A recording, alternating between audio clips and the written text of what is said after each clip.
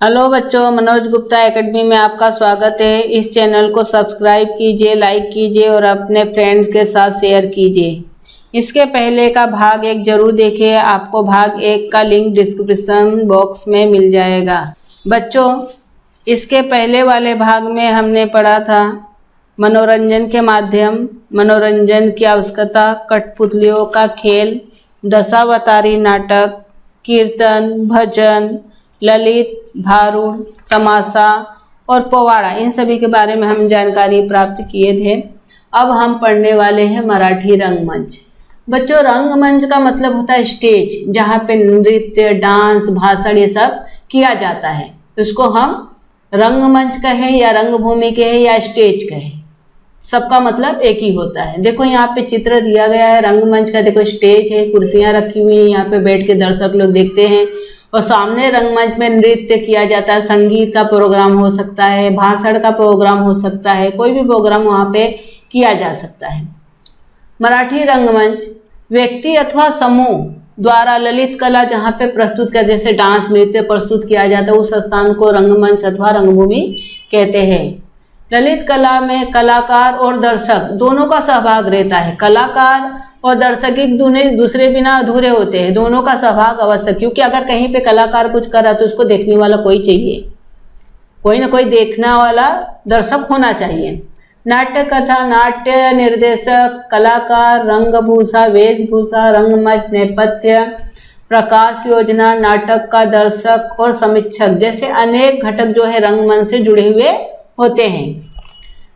नाटक में नृत्य और संगीत का समावेश हो सकता है, लेकिन ज्यादा करके नाटक जो है संवादों के माध्यम से प्रस्तुत किया जाता है। संवाद यानी उसमें हर एक नाटक के जो पात्र होते हैं अपना अपना डायलॉग बोलते हैं, उसको संवाद भी बोला जा सकता है।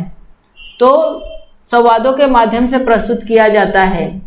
परंतु कुछ नाटक मूक अभिनय भी होता है। कुछ नाटक में अभिनय द्वारा करते हैं लेकिन उसमें बोलते नहीं है, इशारों में वो बातचीत करते हैं, उसको मूक अभिनय कहा जाता है। देखो बच्चों, यहाँ पे चित्र दिया है भोसले राजवंश के राजाओं का। इन्होंने मराठी भाषा का जो नाटक है उसको बहुत ज़्यादा प्रोत्साहन दिया। तंजौर के भोसले राजवंश के राजा हैं ये। तंजौर के भोसले राजवंश ने मराठी और दक्षिणी भाषाओं के नाटकों को प्रोत्साहन दिया। इस राजवंश के राजाओं ने खुद भी नाटक लिखे और संस्कृत नाटकों का उन्होंने अनुवाद भी किया। अनुवाद यानी भाषांतर करना, ट्रांसलेट करना। महाराष्ट्र के रंगमंच का विकास में 19वीं शताब्दी का महत्वपूर्ण स्थान है।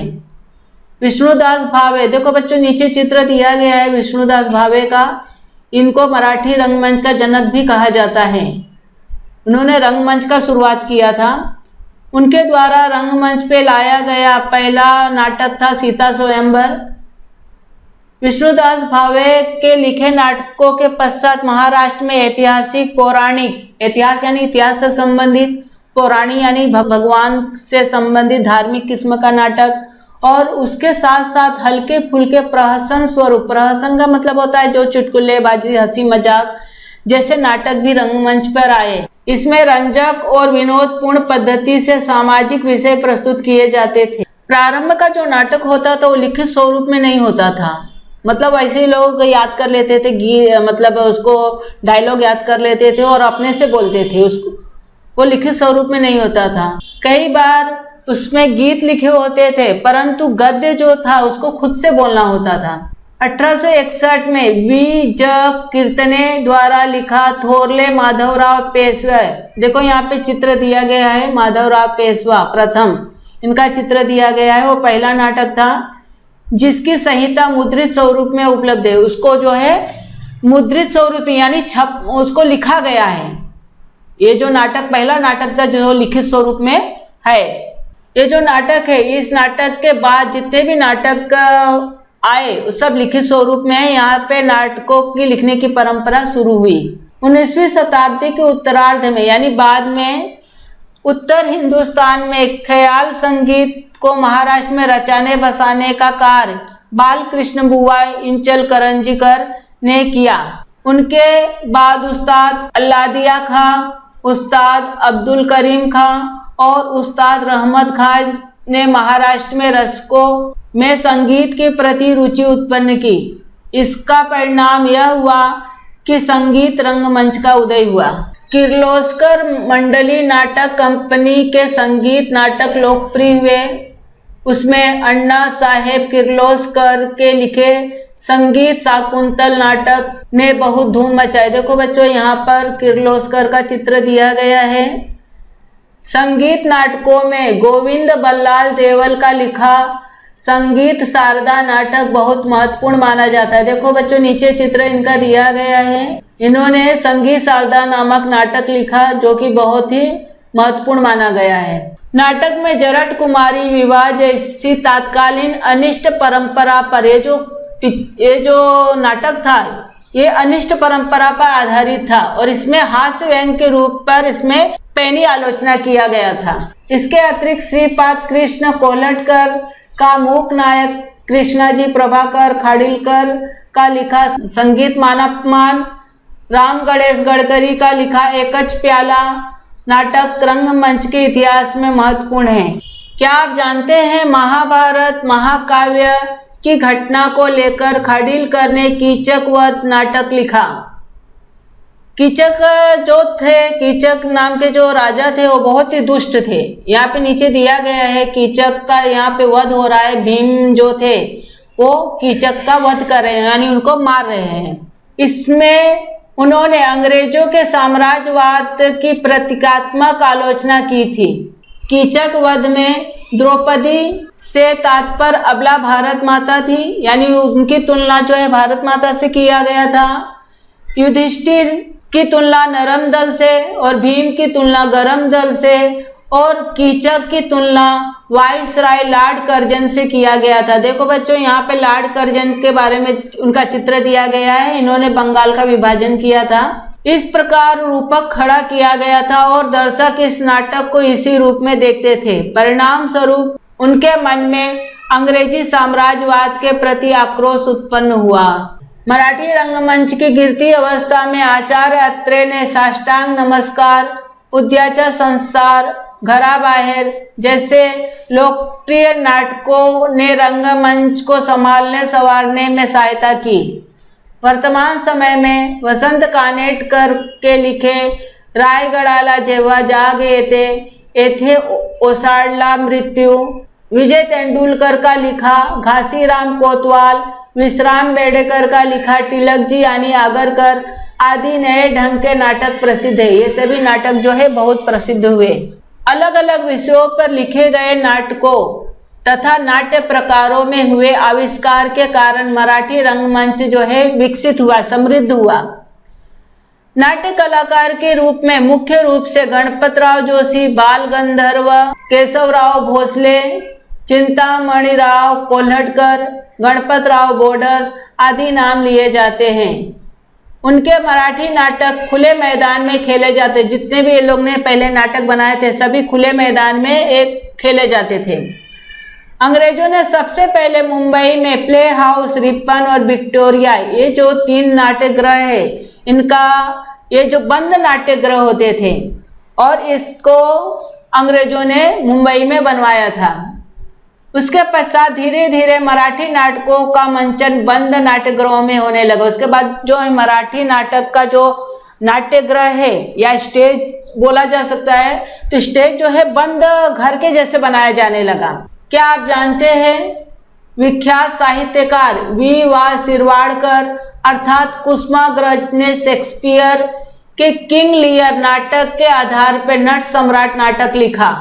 यह नाटक बहुत चर्चित रहा। इस नाटक का त्रासदपूर्ण नायक गणपतराव बेलवलकर है। शिरवाडकर ने इस नायक पात्र का निर्माण जो था, जो इसमें का हीरो था, उसका निर्माण एक प्रसिद्ध अभिनेता थे गणपतराव जोशी और नाना साहेब फाटक, इन दोनों के व्यक्तित्व का मिश्रण को लेकर उन्होंने बनाया था। देखो बच्चों, ये वीवा शिरवाडकर अर्थात कुसुमाग्रज का चित्र है। इन्होंने नट सम्राट नामक नाटक लिखा था जो कि बहुत ही प्रसिद्ध था। भारतीय फिल्म जगत, फिल्म तो तुम लोग जानते हो, अलग अलग पिक्चर मूवी को फिल्म बोलते हैं। फिल्म कलात्मकता और तकनीकी विज्ञान के समन्वय साधने वाला माध्यम है। चलित फिल्मांकन की खोज होने पर फिल्म कला का जन्म हुआ। इसमें से गूंगी फिल्मों का युग जो है प्रारंभ हुआ। कालांतर में ध्वनि मुद्रण करना संभव हुआ और बोलने वाले फिल्मों का युग आया। बच्चों फिल्म जो है पहले जो शुरुआत की जो फिल्म थी गूंगी फिल्म का से शुरुआत हुआ, बाद में रिकॉर्डिंग वगैरह होने लगा तो बोलने वाला फिल्म का युग आया।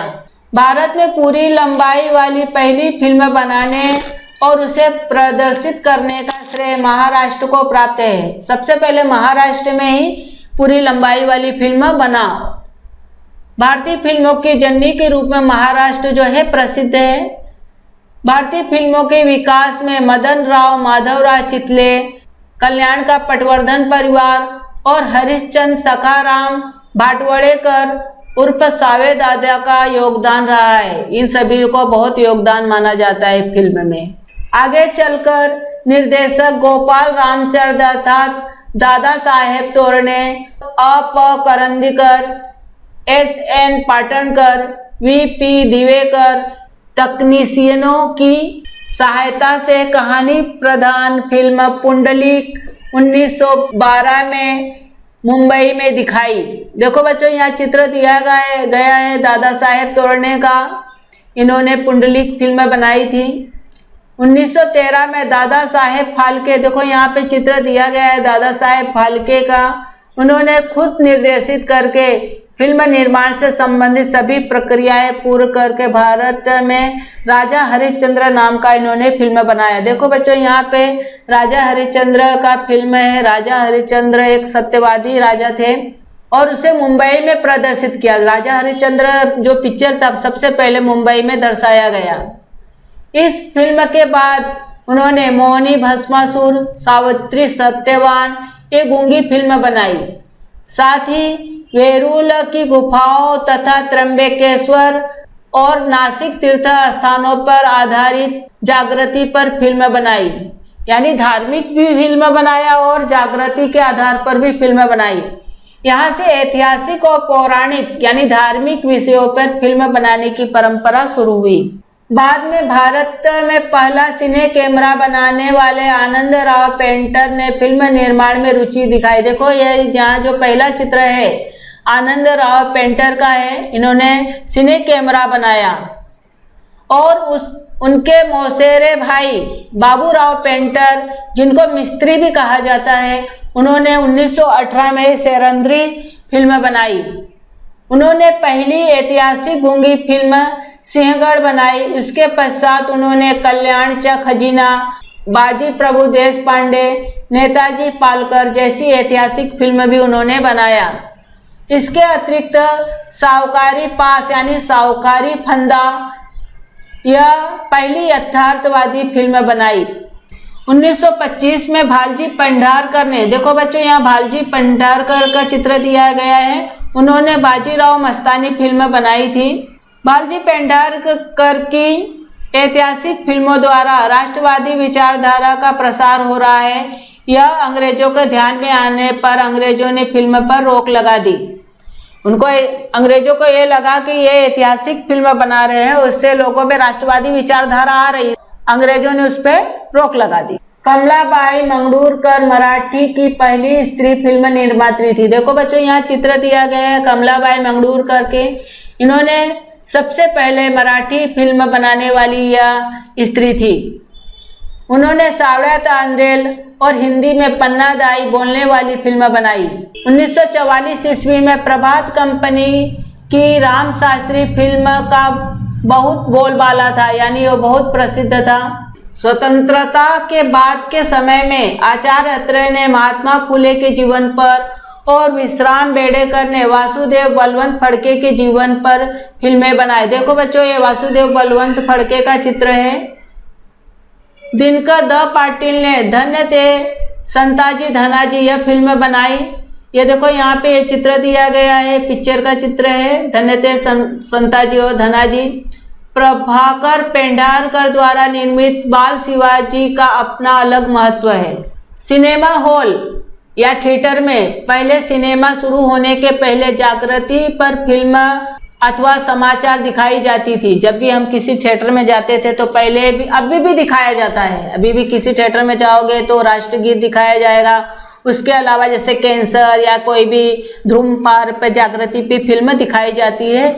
ऐसे फिल्मों का निर्माण के लिए भारत सरकार ने फिल्म डिवीजन की स्थापना की थी। इन जागृति पर और समाचार पर फिल्मों का उपयोग लोगों के सामाजिक पुनर्जागरण हेतु किया जाता था। देखो बच्चों, नीचे चित्र दिया गया है फिल्म डिवीजन। ये जो फिल्म डिवीजन है ये सामाजिक पुनर्जागरण अथवा जागृति पे फिल्म दिखाते थे। भारतीय फिल्मों को अंतर्राष्ट्रीय स्तर पर प्रतिष्ठा दिलाने वाली पहली फिल्म जो है संत तुकाराम थी। यह फिल्म पेरिस में आयोजित अंतर्राष्ट्रीय फिल्म महोत्सव में प्रदर्शित किया गया यानी दिखाया गया। इस फिल्म में विष्णु पंत पागनीस ने संत तुकाराम की भूमिका निभाई थी। देखो बच्चों, यह संत तुकाराम है और ऊपर जो चित्र दिया है विष्णु पंत पागनीस के है। इन्होंने जो भूमिका निभाई थी संत तुकाराम की उसका चित्र है। जिस प्रकार मराठी भाषा में ऐतिहासिक फिल्म बनाई गई वैसे ही हिंदी भाषा में अनेक ऐतिहासिक फिल्म बनाई गई। स्वतंत्रता के पहले के समय में बनाई गई हिंदी फिल्मों में सिकंदर, तानसेन, सम्राट चंद्रगुप्त, पृथ्वी वल्लभ, मुगल-ए आजम आदि फिल्म इतिहास पर आधारित थी। ये सभी फिल्में हिंदी भाषा में थी। डॉक्टर कोटनीस की अमर कहानी ये जो फिल्म है सत्य घटना पर आधारित थी। स्वतंत्रता आंदोलन पर आधारित आंदोलन झांसी की रानी फिल्म महत्वपूर्ण मानी जाती है। Bombay Talkies, Filmistan, Rajkamal Production, RK Studios, Navketan आदि कंपनियों ने फिल्म निर्माण क्षेत्र में ठोस कार्य किया। देखो बच्चों, ये अलग अलग कंपनी है जहाँ पे फिल्म बनाया जाता है। यहाँ पे बॉम्बे टॉकीज है और यहाँ पे राजकमल फिल्म प्रोडक्शन है, यहाँ आरके फिल्म स्टूडियोज है। ये सभी चित्र यहाँ पे फिल्म बनाए जाते हैं। मनोरंजन क्षेत्र में व्यवसाय के अवसर, मनोरंजन के क्षेत्र में भी बहुत सारे व्यवसाय के या रोजगार के अवसर उपलब्ध होते हैं। इतिहास के छात्रों को रंगमंच और फिल्म क्षेत्रों पे अनेक अवसर उपलब्ध है। नाटक में क्या क्या उपलब्ध है नाटक, इसमें नेपथ्य, वेशभूषा, केशभूषा, रंगभूषा आदि की सूचक जानकारी आवश्यक होती है। इसके लिए ऐतिहासिक कालखंड की चित्रकला, शिल्पकला, स्थापत्य विषयों का सूक्ष्म अध्ययन करने वाले तज्ञ कला निर्देशन का नियोजन कर सकते हैं अथवा इसके लिए परामर्श यानी सलाहकार के रूप में भी आप काम कर सकते हैं। संवाद लेखन की प्रक्रिया में लेखक और परामर्शदाता के रूप में भाषा और संस्कृति के इतिहास के जानकारों की आवश्यकता, यानी यहाँ पर भी आपको रोजगार प्राप्त हो सकता है।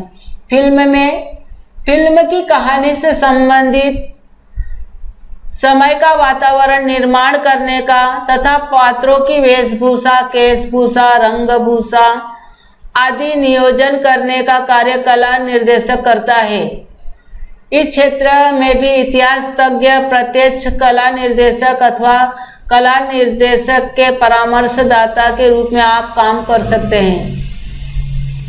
दूसरा है, फिल्म में संवाद लेखन के लिए भाषा और संस्कृति के तज्ञ व्यक्तियों की जरूरत होती है।